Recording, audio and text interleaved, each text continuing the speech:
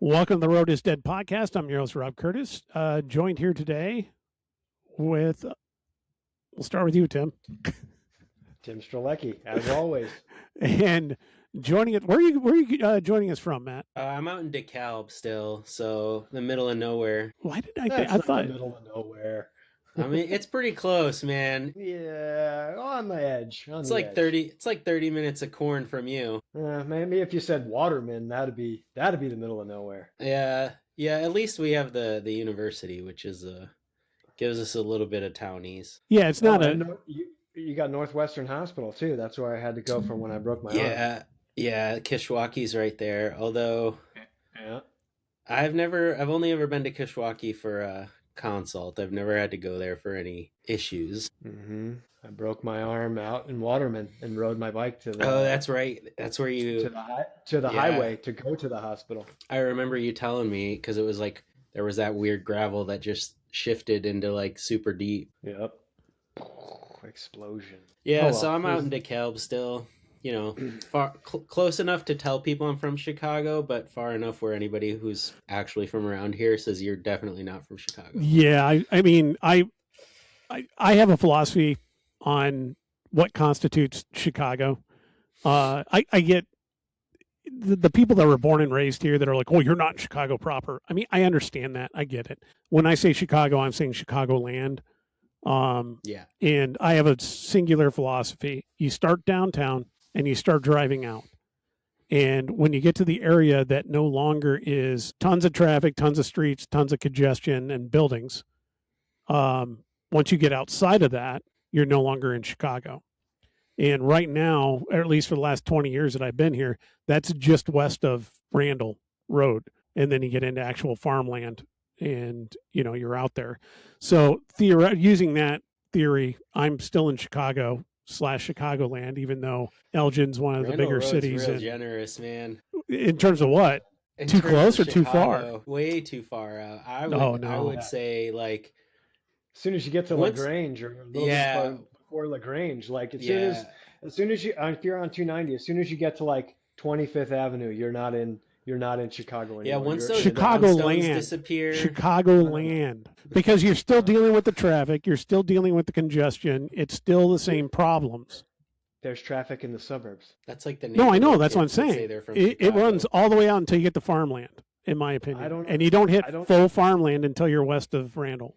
Why is that? And being a non-native Midwesterner, why do people from Illinois, you know, especially our area, when people go, where are you from? And people just default to Chicago. Why is that? Because people, I'm from DeKalb. Because people know Chicago. If you go anywhere in the world. Yeah. And you just say, hey, I'm from, they go, hey, where are you from? Oh, Elgin, Illinois. You know, no one knows what the hell Elgin, Illinois. But if you say, around Chicagoland, then people are like, oh, okay. Yeah, I got an idea where you're at. I mean, far west Chicagoland, but, you know, basically the very edge of it. But I would not, to go on the record, what I'm trying to say is I would not, even though I'm very generous with that designation, I would not include DeKalb in Greater Chicagoland. I also would not include DeKalb in Chicagoland. I think that's officially, yeah. Are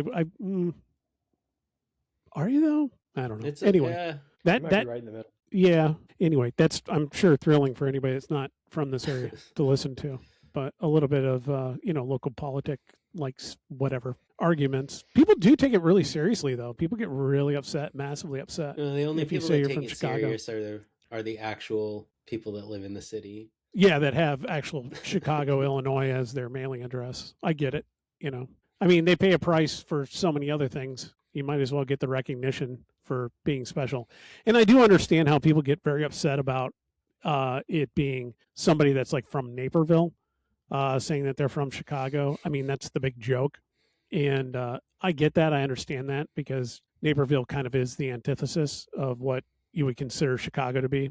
But, you know, we're farther out in Elgin, and I still think of it as, you know, Chicagoland. So who knows? I've lived here for almost 20 years, and I've never once told anyone that I was from Chicago. I never say I'm from Chicago. I never say I'm from Chicago, but I go, you know, I think I usually say west of Chicago, about 40 minutes or so, 40 miles or so, or, you know, an hour depending on what time of day. Could be 2 hours. Yeah. Anyway, all right. So Matt, you joined us. Give us a little bit of background for anybody who doesn't know you. And I know that you're probably like, oh, everybody knows me. Are you kidding me? Oh yeah, everybody knows me. No, I'm a Cat 1 majority road cyclist. Are you a Cat 1? I didn't know you were a Cat I 1. am Cat 1. How did you end up a Yes. Cat 1? Last He's year not I afraid. got He's it. not afraid to cat up, Rob. Ah, He's not afraid to cat up. last I knew you were a Cat 3, so I knew you were at least a 2 at Well, this point. Yeah, no, I'm a 1. I'm part of the South Chicago Wheelmen, and we started our domestic elite team last year. So I raced for them. I've raced for them for 4 years, I think now, since we came together, and then kind of just consolidated. And I've been racing bikes for way too long at this point, since like 2007, 2008.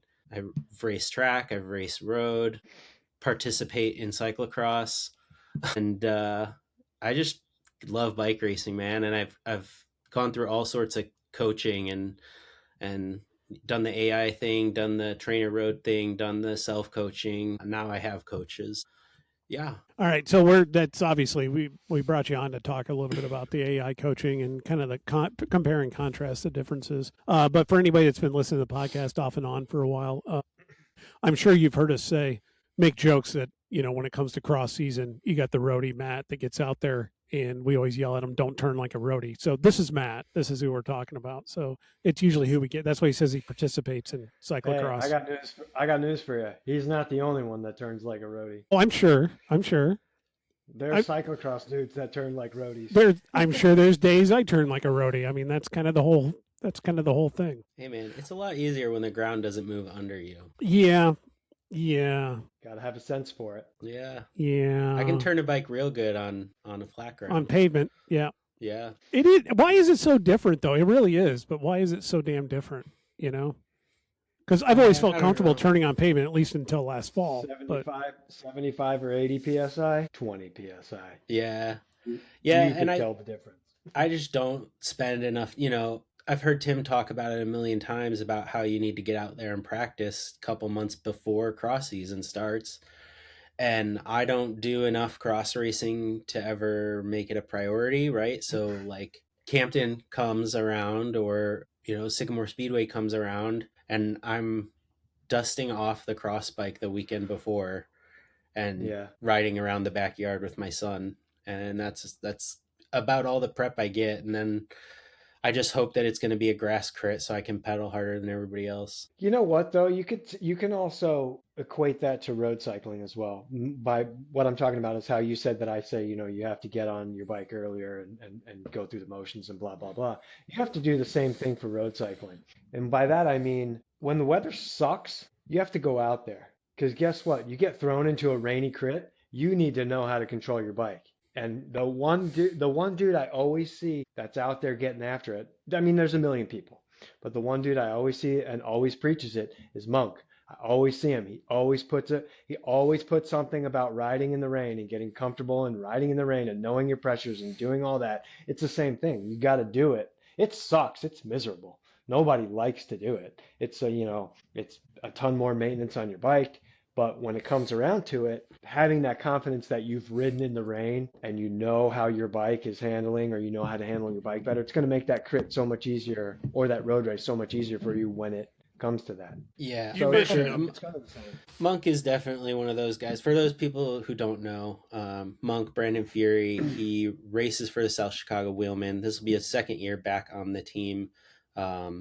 He was, I think, amateur crit nat champ. Yeah. Still reigning because they haven't had one since. Damn. And so seems about right. And for those that aren't he's- watching the video, I've got the Monk Sucks sign up right now showing. Yeah. He's a great rider. Team camp 2 years ago, first team camp that we had was crazy because we went and stayed down by him in Tennessee, and it ended up being like a high of 45 degrees and just like pouring rain every day. And he's like, get after it. Let's get out there. Let's, do 3 hours in the rain and get, freeze Just get your your ass ass off. kicked. But yeah. You know why? You know what's good about that? Because then you're used to it, right? You're just used to just the shit. And then you go to the first crit and everyone's got their fucking winter gear on and they're gonna sweat by the end of the first lap and you're in like shorts and a short sleeve shirt and you're just like, I'm used to this. It's so good. I used to love that when There's a you lot to just that. you just train outside all winter and just suffer. And then like Black Hawk Farms would come around and you see dudes in like their winter suit and you're just in like shorts. You're just in a summer kit. You mean Hegney? I missed that race. Yeah, Black Hawk Farms is a good one. That was a That good one. that was a But good anyway, that was a good race, but that was for those that don't know what kind of went into that. You had to write a really big check for that, and I believe it. it's we quote unquote saved it when Burnham kind of ran out of people to run it, and they were looking for a team to step up and save it. We did it for 2-3 years, something like that, and then we were looking to move it off because at the time we had we had 4 crits that we were doing in the spring, and it was like this is too much. And out of all the ones that we did, that was the easiest one to put on. So we looked to move it off, and we were looking for a team that still hadn't hosted a race that had been around for a few years, and that was BFF Bikes, oh, that's the and last time I did it. Yeah. and we kind of showed them the ropes, gave them the info, let them hook it up and do it, and then they did it 1 year, and then they didn't go back to it, and I guarantee it was because of the cost. That was the last year it was ridden, right? Yeah, Or that was the were last from time it was last year? done. Yeah. I'm sure somebody could go back and redo it right now. You just got to have cash, And at the end of it, do you break even? That's debatable. Well, I mean, there were years where we got close to breaking even, I want to say, but that was many years ago. So, I don't know if there's that much road interest anymore to be able to make a race like that break even. The big thing with that one is when you're paying the track, you pay the track regardless if you take to the course. So if you allow riders out on the course for racing, then you're paying for the day. If you don't, then if you don't have a single race, then you don't have to pay for the day. So there was 1 year when it was frosty. I think there was frost on the course, maybe a little bit of ice in places, and it was going to melt as the sun came out and the day got a little warmer. And we walked the course a few times, and I'm like, let's just push it back, just push the start back. And yeah, you may have to combine a couple of the early races and run them later in the day. And then they made the decision to cancel it. And I was like, why? That doesn't even make any sense. But then when I found out, it's because if you don't take to the course, then you get all your money back. And it's a big investment. And if you already have to give a couple of the races monies back, then it really doesn't make sense, especially because I think it was like 5s and 4-5s first 2 races of the day, which were 2 of the biggest fields back then. Excuse me. So anyway, sorry, I digress. All right, let's circle back around to the topic of AI. So yeah, okay. So tell us about your experience going through different types of coaching and kind of how you ended up in AI and kind of what your thoughts are and compare and contrast. Yeah. So back, in 2014, 15, 16, 17, I was part of Intent and that team. And we had a whole multi-sport training center because the team was kind of split between road cycling and people who were doing like Ironmans, half Ironmans, stuff like that. And so I kind of dipped my toe into coaching through that and learned about coaching, was mentored by Rick, who owned Intent at the time, and learned a ton. And so I, kind of started off basically my first 5 or 6 years taking the sport like serious, right? With having what essentially amounted to a private coach and access to a private training center.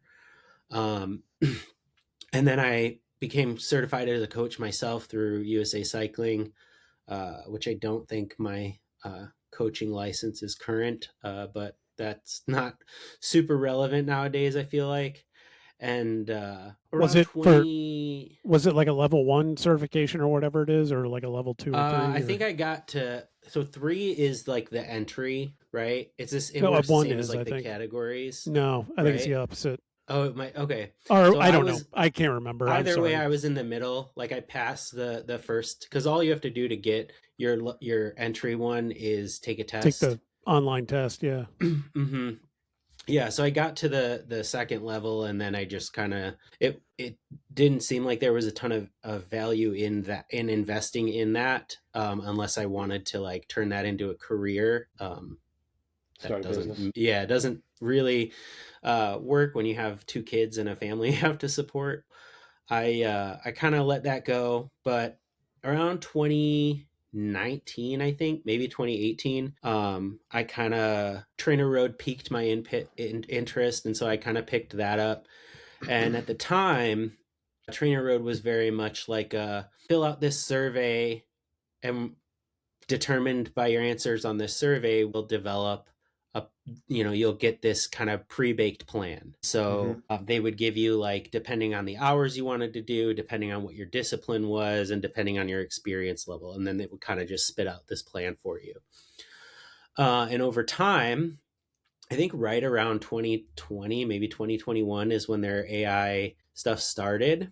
And that is the bulk of my experience with Trainer Road's AI stuff, where it would look at your workouts, and it was heavily weighted on their like post-ride survey. So it was like a 1 through 5, and you would just tell them like, how did you feel right after this workout?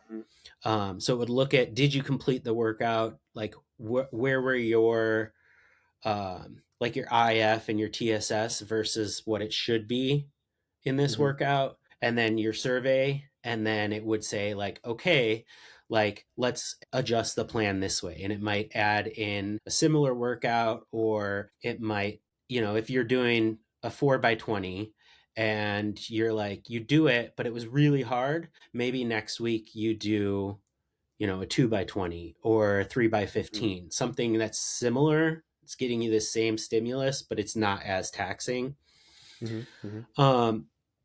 And as things progressed, and as their learning model got better, it was more and more, it would look at like your, in Training Peaks, they call it like your CTL, your ATL, and your TSB, right? Like it would look at those metrics, and it would tell you like, oh, hey, you're training really, really hard right now, and you have a VO2 workout tomorrow. Let's change this VO2 workout to be a recovery day. So it would do that for you. Yes, it would do that for you. That. Nice. And it would recommend it, but you could ignore it. Or you override it. Yeah. Nice. So real quick, sorry. Yeah. So they use the same terminology as like a CTL, TSB, and TSS, IF. Was your Trainer Road and Training Peaks linked together? Yeah. Good. Yeah. So I would. would. Okay. Well, I don't know about the back end of that, where like, can Trainer Road read your Training Peaks? Yeah, but like when you do your Trainer Road workout, it would import it into Training Peaks. But Trainer Road itself keeps all of the data that you use in there too. But they're using the same nomenclature. It's not like they created their own version of it, kind of like a Strava or whatever. Yeah, for the most part, they would include things like TSS and IF, those terminologies. I don't know if Training Peaks and like Joe Friel or Andy Coggin or whoever has like trademarks on the CTL. Yeah, so I don't know if maybe they're not using those specific terms. They have it trademarked, but I believe they license it out to a ton of people. So I don't think it's like necessarily restrictive, but I know a lot of companies have just decided to do their own thing. I think Garmin does its own thing. I think Strava does its own thing, but most companies will use the like ATL is fatigue, CTL is fitness. Yeah, your fitness. And the other one is form, right? And so a lot of companies will use those terms because Training Peaks also has those right above like the trademark term. And so I used that for a really long time. It worked fine for what it was, but I also say that coming from, again, a background where I essentially had a private coach and learned how to be a coach for 5-6 years prior to using that. And I don't know, I can't speak from a position of like, I've never coached before, I don't know what coaching looks like. And then having that experience, because it's easy for me to say, no, Trainer Road, shut up, I don't need a rest day, like I need to do more, because I already know like what works versus what doesn't. You understand your body, you understand training with your body, and you kind of have more of an idea of what's going on. But I know one of the things that, and I want to get to you, Tim, because it looks like you got a question, but that's fine. From our point of view, it's been, and one of the reasons why we wanted to have you come on is because we really want to know about the efficacy of those AI style of systems for somebody that's at a Cat 1-2 level, whether or not it has that kind of value, or if you find that you're overriding it all the time. My personal opinion is, I think when you get, like I said it last week when we briefly talked about it, I think when you get to the Cat 2, high Cat 2, almost Cat 1 level, and a little higher, you're searching for very small percentage points of increasing, because everyone at that level, the dudes are all, everyone's on the same level. The guys that are better just do 1% better and 1% better. And to find that 1%, my opinion, it's solely my opinion, is you need a human connection. I don't disagree, but that's why we're AI's going to generalize that shit for you, and just like you're part of the greater cycling bubble. Whereas if you've been working with someone for years that has come to understand you from a very basic level and watched you build year after year after year, and understand your psychology behind that building and your physiology behind that building, they're going to be the ones to help you get to that 1% better than a computer is. That's just my opinion. Yeah, and I think, kind of like you said, that everybody at this level is like, the fitness isn't the differentiator, right? Like sometimes maybe, but like you need to have at the very pointy end, right? But you need to have a certain level of fitness to punch your ticket, right? To even show up. And anybody's that is in those races is there. So like you're gonna have, like Tim said, those percentage points, but a lot of the differentiator in those races is not like, I need more power. It's the power is not the power is not the reason that, Justin is at the front of every sprint at the end of the race, or like, that's just one example. He's always there. He's, in his mid 30s, and the guys he's racing against are all in their low to mid 20s, and he's still there. He's been doing it for a long time, but it's not the fitness. I will say, as far as efficacy goes with these training models, once you're at this level, and especially when you've been doing it for a long time, like you said, Rob, you kind of understand what your body needs or where you should be in training. Everybody really likes, and it benefits the coaching companies, right? Everybody likes to make training sound really, really complicated. And it's not that complicated. It's pretty damn simple. Right. From September to January, that's your base period. From February to March, April, that's your build period. And then from there on, you're specializing in stuff. And it'll move and it'll change and it'll flow depending on what you're training for, where your events are, all that kind of stuff. Are you injured? Are you recovering? Right. Yeah. But the fact of the matter is like, once you're at a high enough level, you kind of know what you need to be doing. And especially, at this point, almost 2 decades of training and racing, like it's just like you get into the motion, like, oh, it's September, time to take 2 weeks off. Okay, end of October, like better start, getting back into it. And then you just kind of go through it. But I do think, I'm going to say this, and it's going to probably come off as kind of aggressive, but I'm like kind of an AI hater. I love it.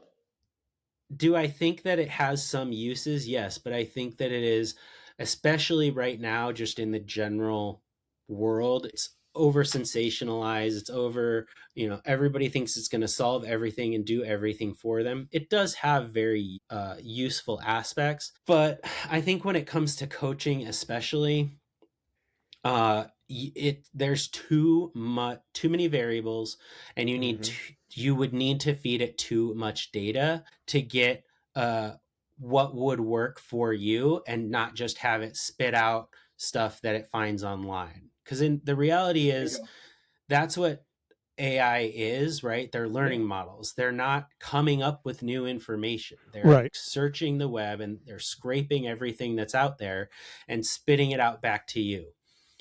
And to give this some more context, because this was something that I thought, I wanted to see, I wanted to think about what would work, was I took about 3 years worth of training data, fed it to ChatGPT. I gave it all of my stats, right? Like my height, my weight, my current threshold, all of that stuff.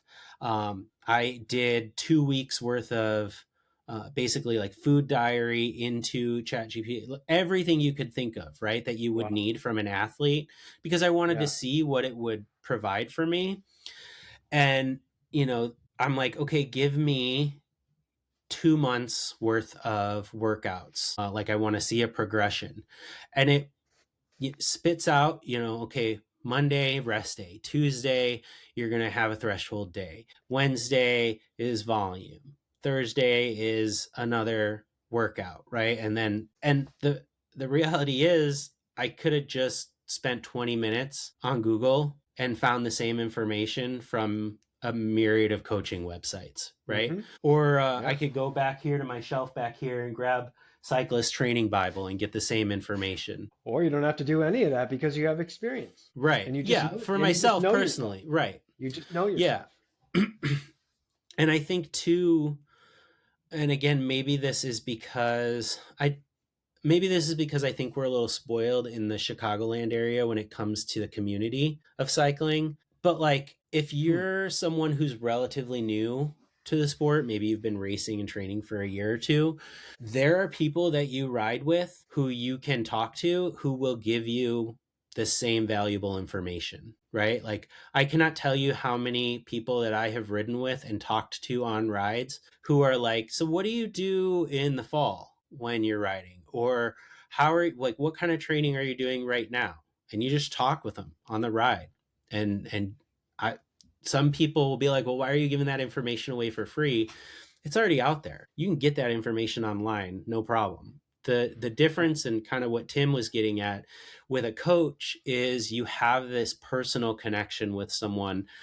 Last year I worked with a coach who is now on, oh God, no, I can't remember the name of the coaching company. I can't remember, but I was working with a coach who's now on a pretty famous coaching company. I just kind of gave myself up to him. I said, I want you to coach me. Like, I have no say in what I'm doing. I want you to tell me what I'm doing. I'll tell you, like, if I have a vacation or if I can't, ride this day. And I gave it up to him, and it was great. It was awesome because I had somebody to say, this is what you're doing when, and then you have that accountability as well. Which I think is a huge factor. Huge. It's real easy to tell a computer to go kick rocks, right? Or to ignore your phone. But like, when you have to have a conversation on Monday about why you rode an hour and you were supposed to do 3.5 hours. It's a shitty conversation. It's a shitty conversation, especially when you have someone who's going to keep you accountable and going to call you out on it and be like, no, that's bullshit. You had the time to ride and you just chose not to. And it wasn't because you were feeling bad or you were sick. It was just because you didn't. Like the accountability is huge, like the most enormous piece of it in any kind of coaching or training that you're doing, because like you said, Matt, I had to do 3 hours. I only did an hour and a half, right? Or I had to do an hour and a half and I did 3. Right. It goes both ways. Like, You know, so having that person be there for you and be what the hell are you doing, dude? You are Yes. totally ruining the big picture. And it's someone to rein you in and keep you accountability and keep you on track, because it's very easy, as you know, and I know, to go, oh, I feel great today. Hmm. I'm going to go do Thursday's work today because I feel good today, when that's not the plan. Right. It might not hurt you right then, but it'll hurt you in the long run. And to have someone have that conversation with you and call you out on your bullshit it's an inexpendable value. Like you can't like you said, a computer system's not going to do that Right. Yeah, and I at think all. too, for me personally, when it comes to having a coach and a person that I can talk to, a Hmm. huge thing for me is rest weeks. Yeah. I love rest weeks, but I am also a person who 2 days into my rest week, I'm like, Yeah. something's wrong. I'm a fat slob. Like I'm losing all my fitness. Like I'm never I call gonna that come back Monday. from this. No, yeah, yeah. As soon as you learn, and it happened to me too, the first time that I went and got like a real legit coach. Um, and that was our one of our local guys, Rob Kelly. I went under his wing for a while. And as soon as he finally made me understand the value of a rest week, and I actually felt it, Hmm. I'd never skipped one ever again, because it's so easy to go down that hole like you just talked about, where you start filling your mind up with all these negative thoughts and you just panic. But when you just trust it and let your body absorb all the work, and when you actually see it and feel it, it's so much easier to do it. Yeah, yeah. Like It's so, so much easier to do a it. really, I have a really good example for myself, right? Like I this past weekend, my family and I drove down to New Orleans, and Nice. I had no bike, right, for Saturday, Sunday, and the whole time I'm like, you're getting so slow. Now you're obese. Now you're never gonna be able to race again, right? But the reality is, like, my coach is just like, you're an idiot. You're fine. It's 2 days Yeah. off. You've done Yeah. like 14-hour weeks for the past 3 months. Like you're totally fine. 2 days isn't going to make or break you. And then No. next weekend, actually this weekend into next weekend, I'm going to be gone on a cruise. And I'm like asking my coach, like, yeah, I think they're going to have like a spin bike on the cruise, and like, so I might go up there and do like an hour and a half, 2 hours on the spin bike. And he's like, why? Like, Yeah. just do the workouts that you have to do this week and rest next week. Like you'll be Yeah. fine. We can And move but things around. for and maybe it's just me, maybe I'm neurotic, but I feel like for a lot of athletes, especially as you get higher into the categories, if you're not doing something hard, you feel like you're falling behind. And so having an actual coach, a person who can tell you, no, you're fine, it's actually going to make you faster, is Hmm. helpful, because the Trainer Road or Zwift or the million other programs out there can tell you like, oh yeah, it's a rest week, like just do an hour here and an hour there. Yeah. But like you said, they can't call you out on it and tell you like, you're going too hard, you need to Hmm. stop. Yeah. Yeah. Yeah. At That's right. most you get like that overreaching message on your Garmin or your Zwift, right? Yeah, yeah, yeah, yeah. I mean, I just like the accountability of the human connection. You Yeah. know. I was And overreaching last week. I am now detraining. Whatever. right. That's the other thing, is you can't talk to the computer. I mean, I guess you can talk to the AI now, but you can't talk to the computer and say like, "Listen, I know that I'm supposed to do like 3 hours with VO2 work tomorrow, but like I've spent the last 3 days working 18 hours and I'm Yeah, exhausted." You're like, the computer's just going to say like, "Oh, well, here's your workout." Whereas your coach can look at your numbers, look at the past week, think about how you're feeling and listen to you and make those changes for you. And I think that's kind of what Tim's getting at, is like, there's so much more flexibility, hmm, and like your plan is malleable when you have a human coach, yeah, and it might be malleable when you have like an AI or a Trainer Road or something like that, but it not to the extent it is with an actual coach. When I've coached athletes I've had athletes say like, oh yeah, I'm going to race in June. But you know, I have vacations here, here, here, and here. And like, you can put that into your AI and it's going to adjust it for you, but it's just more than likely going to say like, oh, okay, well, like here's your vacation, let's make that into a rest week. And that's not how it always works out with things. AI is not factoring in your life outside of training. It's not Yes. factoring in your sleep quality. It's not factoring in your diet. It's not factoring in your work stress, your home stress, your kid stress, your family stress. It's not doing any of that. It's just spitting out a program for you and Yeah. trying to hold you accountable. And the reality is everything is TSS, Counts. right?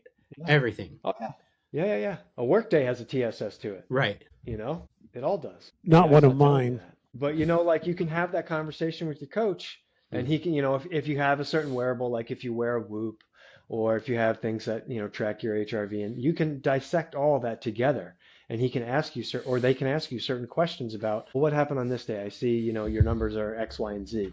Let's talk about that. And you can formulate a plan for the future that, at knowing full well, this stuff may happen again.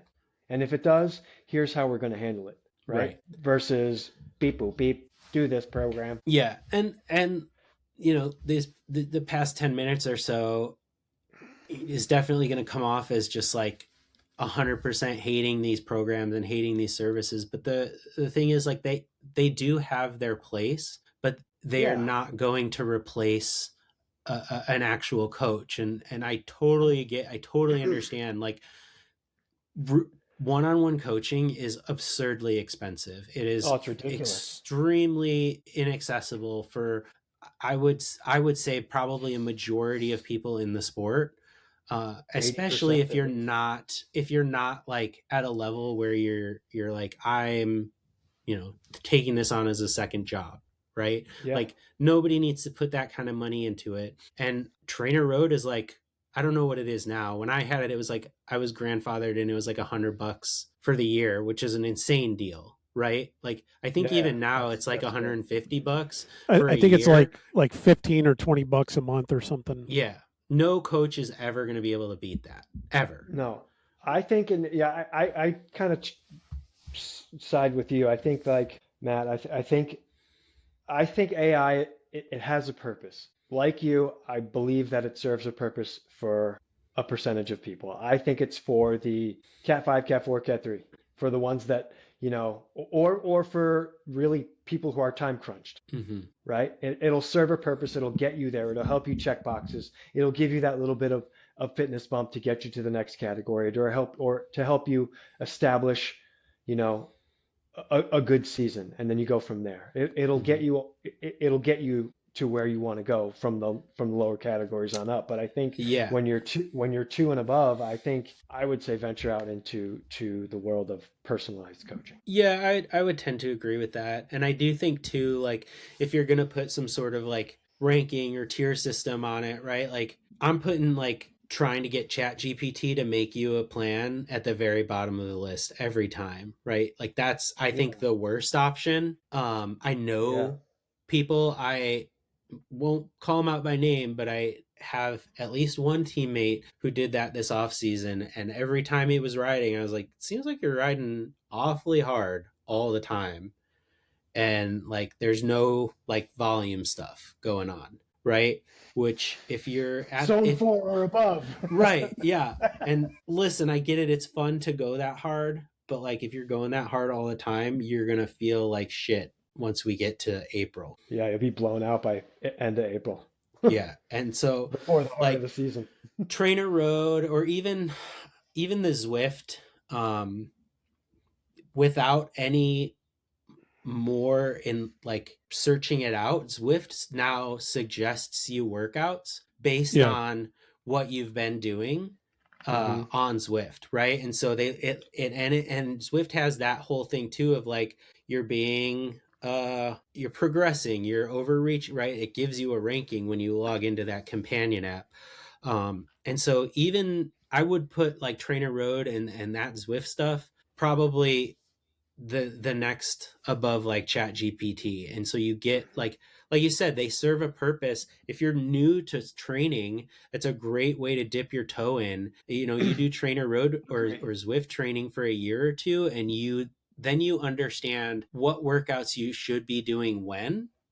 And you can do a lot more with that than you can if you just like go ride hard on the group rides all the time. I think, I think it's great because for an athlete that's newer to the sport, it'll help them get a sense of what true structure is like. Mm-hmm. When you formulate a plan, maybe you input some goals, you have an A race, a B race, whatever, but it'll introduce you to structure and help you to understand the value of structure versus just, throwing something at the wall and seeing what sticks. Which, when I started, that's all I was doing. It was like, do not go below zone 3 no matter what. Right. No matter what. and that's where most people are going to see the biggest improvements, right? Your biggest improvements when you are training and you start riding, you're going to get the bump when you start riding a lot, right? You go from like, oh, this bike thing is kind of fun, I'll ride on the weekends, and you start doing multiple rides a week, you're going to see your bump then. And then your second big bump is when you start structured training. Mm-hmm. And then from there it gets smaller and smaller, and the percentages are minute, right? Like at this point in training, I am ecstatic if I see anything from like a 2 to 5% bump in numbers, right? Like that's a huge improvement with it as long as I've been training. You're not gonna, when you start structured training, maybe you bump from like 200 to 300 in an FTP, like totally reasonable if you've never done structured training before, and those numbers fit your body type, and that's the kind of athlete you are. Like once you've done structured training, once you've been established in it, you're not going to go from like 300 to 350 to 375, right? It's going to be a whole lot smaller. You're going to get maybe 5 to 10 watt increases if you're lucky. Very, very small. The more fit you get. Yes. Yeah. It's a decreasing slope. Yeah. And you gotta get it while it's good, because the older you get, the harder it is to hold on to those percentages without them going down. I'm going to be officially an old man this year in bike racing. So you graduating from Baby Masters? Yeah, I get to go to 40 plus this year. You should race 40 plus at Intelligentsia. It's good. Yeah, we'll see. We'll see. Those guys take it pretty easy, man. I mean, it's a good crowd. They take it real easy. Yeah. We'll see what happens, because with the domestic elite team, that's right. You're committed to that. And we got a really solid squad this year, so I'm excited to see what we can do. Yeah, for sure. Yeah, don't race masters until you absolutely have to. Yeah, but I don't know. I'm all for, like I said, I'm all for personalized. I want the human interaction. I want someone to call me on my bullshit. Yeah, for me, the reason I stopped Trainer Road and picked up with one-on-one coaching is kind of like you said at the beginning, right? At this point, I'm searching for percentage points. Yeah. And I really just need somebody to say, this is the work you're doing on this day. And then if I don't do it, I need someone to call me out on it. Mm-hmm. And like a personalized coach works for me with that. And there's a lot of options out there. If you are interested in something like personalized coaching, but you don't want to drop hundreds of dollars a month, there are other options out there, right? You can talk to a lot of coaches, and coaching companies will offer, like, I guess you could call it like a cookie cutter plan, right? And you'll get a plan. Yeah.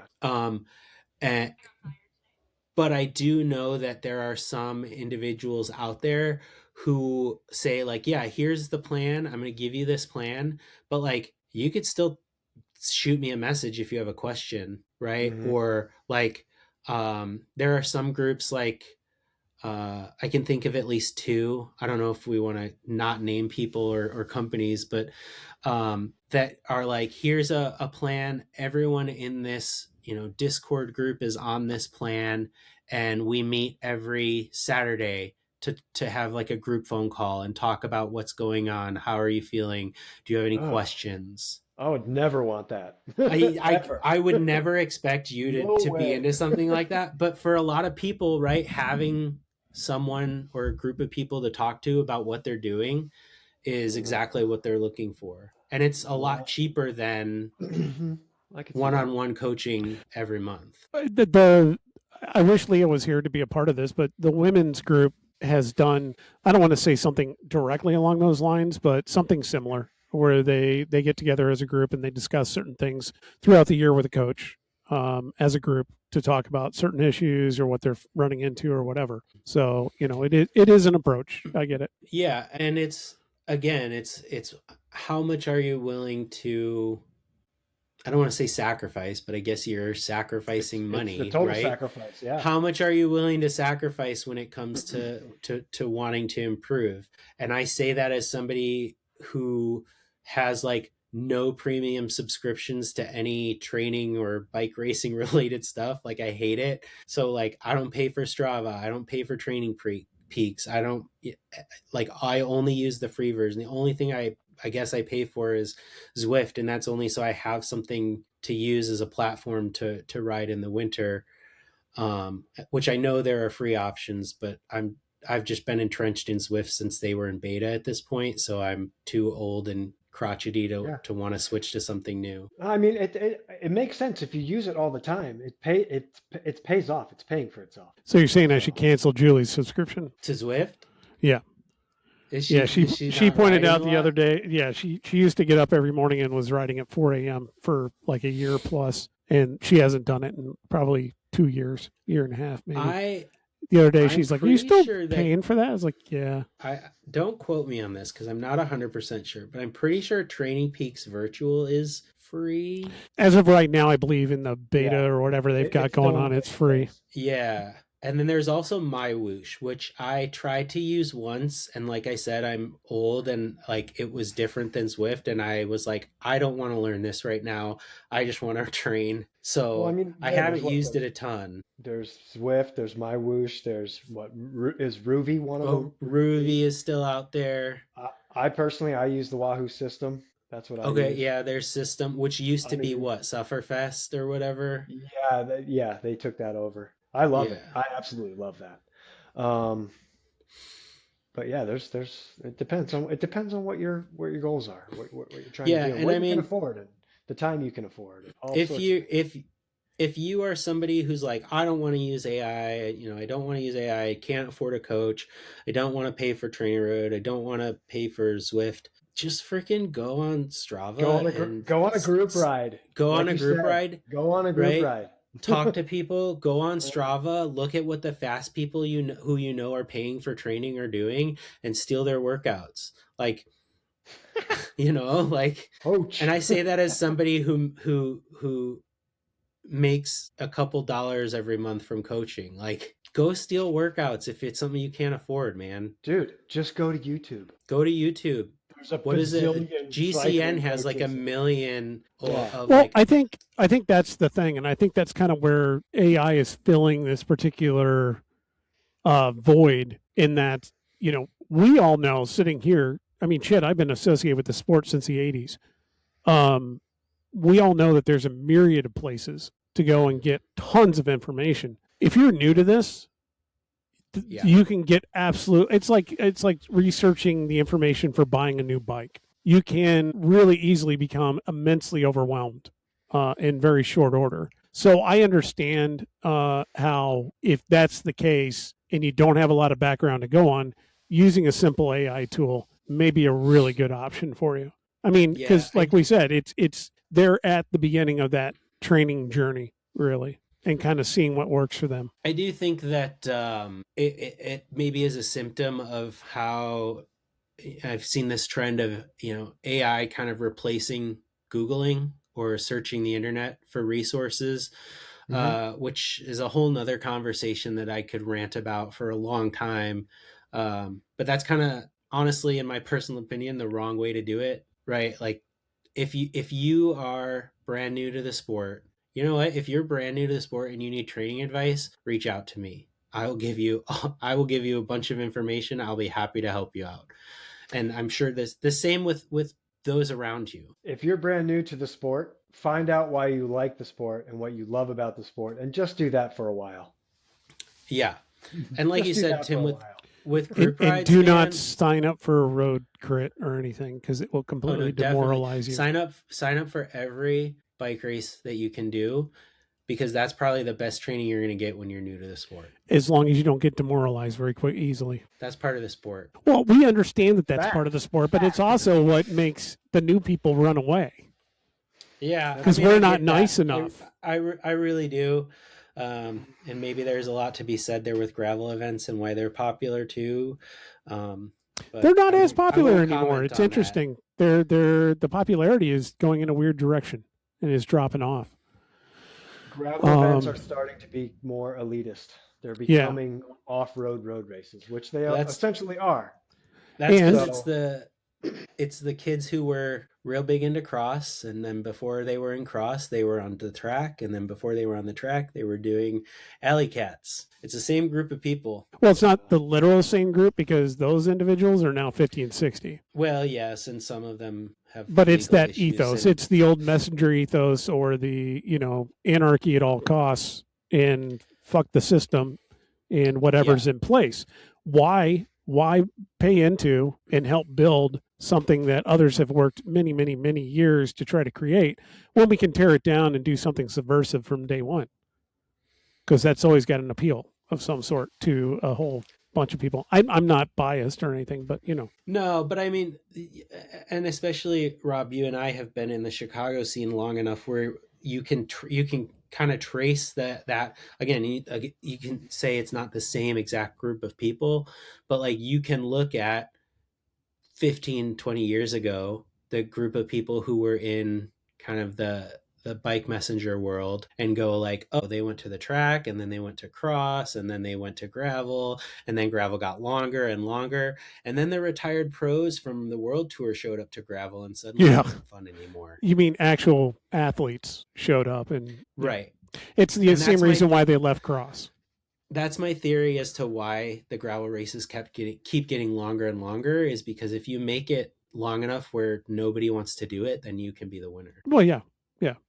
It's kind of interesting because the group that you're speaking about is fundamentally opposed to the notion of everybody gets a medal, but the reality is they're being motivated by this idea that if they keep pushing and make something new or go to one more extreme, then they can be among the select few. It's like the same group that is like, well, I know about this band, but I don't like them anymore because they hit mainstream and now everybody knows about them. It's the exact same ethos. It's exactly what motivates them, except they've brought it to the cycling world. And really, they're getting, motivated by this idea, whether they realize it or not, that they want a cookie. They want a cookie and they want somebody to pat them on the back, say, you're cool for doing what you've done. When it's funny because there's a whole chunk of us that sit in the back and go, you are so less cool every time you do something like this. But that's just me.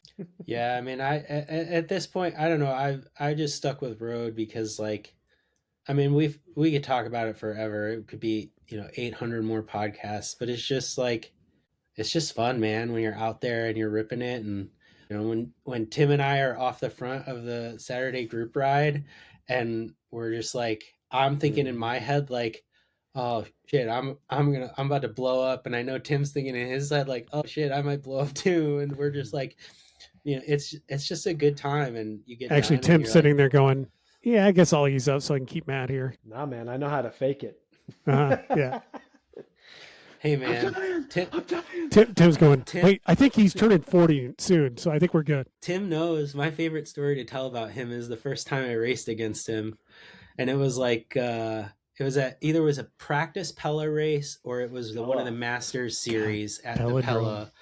And yeah, and I bridged up to him. He was solo and I bridged up to him and I was sitting on his wheel and he like flicks the elbow. I didn't come through. He flicks the elbow again, still didn't come through. And he looks back at me and he goes, you got to pull, man. Nobody rides for free.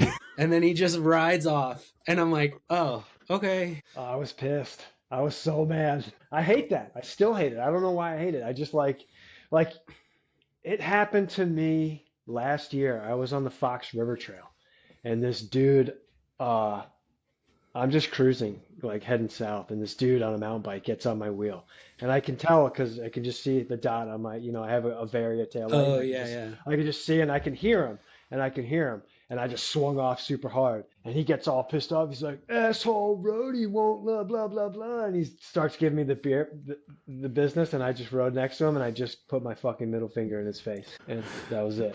Like I can't stand it. I don't mind. Like when you're racing, it's a different story. Like your mentality is completely different. But when I'm Yeah. cruising on the path, just like have a common courtesy. Hey man, mind if I, ride your wheel for a little bit? Mhm. No, that's cool. That's fine. Don't just assume it's okay. It's interesting because Don't assume it's okay. that's a common theme. That's a common theme. Almost everybody has some story about somebody coming up and jumping their wheel when you're out in the regular public or whatever. And almost everybody universally hates it.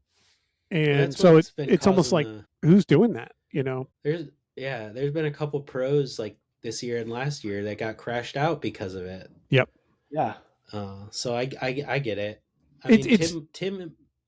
It's Yeah. that poser mentality, though. It's that you hear them talk. If you're around like just general cyclists, you hear them talk, and they'll be like, "Well, I don't have that great of a bike, but I dropped, these two guys on really expensive bikes, the other day," and it's hilarious. We all laugh when we hear that kind of stuff because I was sitting there rolling with a buddy in the last few weeks, and we were literally just sitting there talking and rolling, going, "Hey, is this kind of a recovery? Let's just hang out and talk." And some rider just went, jumped on our wheel for a little bit, and then went screaming by. Like, "Oh, I dropped those guys. They look like they're all hard roadies and shit, and I just dropped them, The ego stroke. dude." And then it's like, okay, cool, whatever. And in your head, you're going, that guy's probably really patting himself on the back for that. But then you sit there, and it's the same story every time. Sure enough, and like what, a mile and a half later, he's blown up and filtering back, and then we're as you pass him, you just go, "Hey, how's it going? Great day for a ride, isn't it?" And just to piss him off. But it's a weird mentality. Now, not to point out the obvious, but we are all men. When this happens to women that ride, there's another layer to it, that we would oftentimes try to poo-poo or be like, it's not really like that. But the reality is, it is in many cases. There's a lot of guys who aren't really attached to the cycling community, but ride bikes, who, when they're passed by a woman, any type of woman doing anything, they feel like they have, quote unquote, been chicked, and they feel the need to go back and chase them down. Now, put yourself in their shoes for a minute and realize how many weird, creepy guys there are out there in the world in general. And the same proportion of them are on bikes, and they have a lot of weird interactions when they're on bikes. And I am cognizant of that, and I don't know how to fix that, but I feel for everyone who's ever experienced that. It adds a whole nother layer of weirdness. I mean, for us, what do? We just get, they're creepy, they're weird people, but you're just like, whatever, man, go enjoy your day. But when it adds another layer to it, I don't know. I understand why some leave the sport because of that, or if they don't feel comfortable training in certain areas because of that. It's just weird. Sorry, a little bit of side rant. Tim might be the only guy who can get me to pull through if we're riding together. I don't know what it is, man. I can't stand it. I mean, I know in a race it's a technical situation. I get that, but man, just share the work. We could go faster. Go faster. It's real simple whenever I'm there. I'm not talking about with you guys, but whenever I'm there and in that situation and you look back, it's like, I would love to pull. If I do, I'm going to blow up and I'm gone. So would you rather have me here or, blown up and gone? If you want me blown up and gone, that's fine. But I am literally just sitting in. There's nothing worse than being in like a group ride where you're going and you flick, no one comes through, you flick, you look back, the guy shakes his head, and then you put in a dig, and then they're right on you. And they're right on you, like, yeah. So you went harder than if you just pulled around me? Like, that's why I don't call them group rides. Sounds like you're talking about a certain Saturday certain Saturday ride that you go to Yeah, sometimes. no, yeah, for sure. And that's You gonna why I drop don't names or what? No, that's why I don't go on it very much. That's why I don't go I on it mean, very much. the big joke on the Wolfpack ride is that I never pull through. You don't. I don't, but You don't. You always wait for the sprint. Tim's like, Yeah, it's not a but- joke, it's the truth. I mean, That's it is a fact. truth. That's a fact. Sometimes I pull through if I'm off the front with like 2 people, but Hey, I feel for you, Matt. I mean, anybody I ride with, whenever I actually go to the front, it's usually pointed out that I actually went to the front because it's such a rarity that people want to. It's like catching the Loch Ness monster on film. They want to catch a video of it. Yeah, Wolfpack ride. It's a good ride though. It's a good ride. it is Everyone it is a good ride. No one. It's like there's 3 guys that do all the work and pull everyone to reservation because everyone wants to save themselves for the hill. And then it blows up on reservation. Guys are in 1s and 2s. 3 guys are off to win the sprint, and everyone else is just fighting for themselves. It's like we could just go faster if everyone just rotated. And if someone's gonna ride away from this group, they deserve to win. Oh yeah. It doesn't happen often, but every once in a while. It's usually Tim. I have done it quite a few times. And usually the attitude in the group is, man, he's riding really hard, and I don't want to go that hard. That's why I usually go super early because nobody's ready for it. Meanwhile, I've already ridden 25 miles down. Yeah, there, I mean, so I'm good. well, and if you do the what is it, the before dawn ride, even before that too. Yeah, I've only done the Elmhurst Wolfpack double once. That was It's last rough, man. You got to get up so early, and then you're doing like 120 miles, and it's like it's a fairly race pace. Yep, It's a rough day. I've done it's it. a doozy, but it's a good one. Yeah, I've done it a couple times, and every time I'm like completely useless afterwards. Yeah, it's an early wake up call. Yeah, it's early for you. It's super early for me because I gotta drive all the way out there. But it moves. You know what? Training wise, it moves the needle. Oh yeah, because you've got to you have so much beforehand. Like for me, I ride to the EMC ride. It's easy, and then it's hard. Yeah, and then you cruise to the Wolfpack ride, and then it's hard, and then you cruise home. So you're all over the place zone wise, but you can really make a valuable training day out of it. Yeah, for sure. And I mean, I guess we could bring it back around to how to do training and get into training with that, right? Like Tim brought it up. If you're new to the sport and you're trying to get faster, just go to the group rides, man. Yeah. Go to the group rides, hang out as long as you can, and then next week make it longer. Yeah. Yeah, try to go Like just the best way you could do it. try to go Rob, one more the road. cafe ride. Yeah. Like that But was I the thing will- back in the day. I will say this to your point, Matt, as far as joining the group rides and learning, don't put yourself where you don't belong. Well, know your limits. Yeah. Yeah, know your limits. Don't put if you can't pull the way the group or the way the front of the ride is pulling, just sit in. Just sit in and get the experience. Put the miles in your legs. Put the time in your legs. Put the pace in your legs. Just feel it. And then the next week, like you said, try to go a little further, or maybe be on the front for 5 seconds and pull off. And don't feel, especially with more and more riders coming into the sport at a higher fitness level, right? Because of the access to like riding inside and stuff. I feel like there is a bit of like, well, if I don't go to the front, I'm not part of the ride. I'm not contributing. But like, I cannot tell you how many times I've gone to the Tuesday Ripper or the Saturday morning Elmhurst ride and been like, I feel like trash today. I'm not doing any work. Like, I'm just going to hang on as long as I can. Like, there's no shame in not, especially if you're newer to the sport, like sit in the group, learn the dynamics of riding a ride like that. Yeah. See what the really fast guys are doing and not doing, and try to incorporate that into your riding. And if you have a question that comes up in your head, wait till a stoplight and ask somebody, or at the end of the ride, because there's always there's always the group at the end of the ride. Yeah. There's always like a 45-minute parking lot session at the end of the ride. Yeah. Yeah. Just ask my wife. She loves that part. You guys have been done for an hour. When are you coming home? Yeah. Hun, the ride's over at 6. I'll be home by 6:30. Yeah. No, she'll go. The ride's over at 6. I'll see you at 9. 9. Yeah. Yeah, yeah. Nah, but Smart woman. That's why I married her. yeah, it's just there's options. You just got to find, what works best for you, and don't be afraid of it. You know, I don't think be that's a afraid. big thing is Don't be don't be afraid of afraid it. to ask questions. Don't be afraid to reach out to the people around you.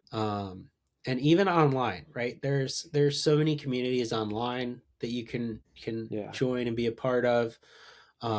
Obviously, online communities can be sometimes worse than in-person No. communities, but like find a group that you can fit in with and ask questions. Anybody who's in this sport and is going to things like group rides and that is going to be on some level willing to help you and Yeah. answer Yeah. questions for you.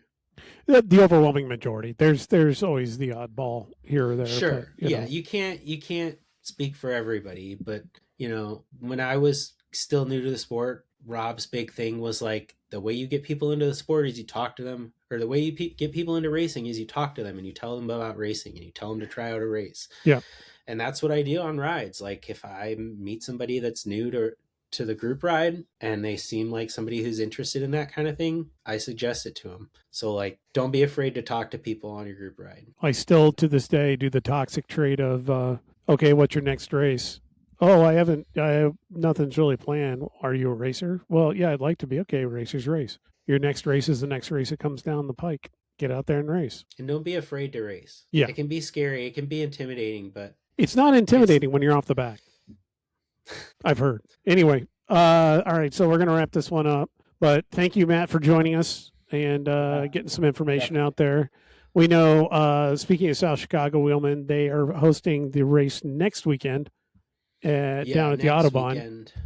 It's and it's 2 days, right? Yeah, so it's the 28th 27th and and 28th and 29th. Saturday is the time trial, and then the quote unquote crit circuit race, road race, however USAC categorizes it now. And then Sunday is the criterium, which is literally it's the full course versus half the course. Yeah. So it's a great race. It's if you're looking to do your first couple of races, it's a really great venue because the roads are super smooth, they're super wide, and it's a pretty welcoming atmosphere. It always is kind of, especially that Saturday is always like a big giant party, like between the time trial and the road race, because we have like 2 hours to kill and everybody just kind of hangs out, and sometimes we grill, right? Like it's a good time. Yeah, it's a nice welcome back to the year, and it's very similar to, we were talking about Autobahn, or I'm sorry, Blackhawk earlier. Yeah. And it's a very similar kind of setup. I mean, you're on a actual car race course, so beautiful pavement, very well taken care of. No curves to crash into. Yeah. There are rumble strips, which you can ride. Yeah. Don't do it if it's icy. Yeah. No. So get geared up. Go ahead and register and get out there. Obviously, drop us a line. You got any input on any of this? Drop us a line at roadisdead, all one word, roadisdead@gmail.com. Get out there and get yourself some buttonhole chamois cream. Stop by the site, enzocyclingproducts.com. You can get it at treadsavvy.com as well. Although right now, I think you can still buy it, but actually right now I'm completely out. I have to grab some in the morning. So hopefully we'll have some by the end of tomorrow, which is probably when this is going to go up anyway. So go ahead and go out there and grab yourself some buttonhole chamois cream. Get some tires at treadsavvy.com. Those gravel tires I brought up last week, I think they're all gone. I may have a couple left. So go grab them while you can. Still a great price. And I'm probably going to do a cross tire sale just because I have so many cross tires right now. And I know it's going to be a long time until any of them move. And, you can always use the money and get them moving sooner. So look for even more of a discount than what we normally do. So outside of that, anybody else got anything to drop, promote? I don't think so. Like I said, I do coaching. So if you're interested, you can always reach out to me. Probably the easiest way to reach out to me is on Instagram at the cyclismo, CYCLISSIMO. Probably could have chosen something a little easier, but I chose Cymet. I'm not one to judge. So based on that, and obviously if you have a need for wheels, go out to cymet.com, PSIMET. Apart from that, thanks for joining us, and we'll see you again. We're obviously on a 1 week schedule again now soon. So, and we got racing coming up. So I guess we're back in it. So warm weather starting tomorrow. We'll see what happens. So until then, enjoy the ride.